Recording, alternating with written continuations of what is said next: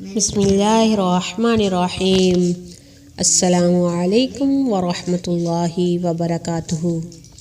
جنت لے جانے والی دعا۔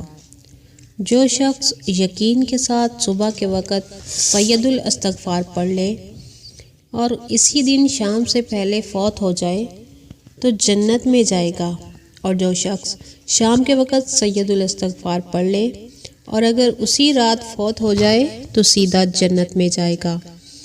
اور سید الاستغفار یہ ہے: اللہم انت ربی لا الہ الا انت خلقتنی وانا عبدک وانا علی عہدک ووعدک ما استطعت اعوذ بک من شر ما صنعت ابوء لک بنعمتک علی وابوء بذنبی فاغفر لی فإنہ لا یغفر الذنوب الا انت۔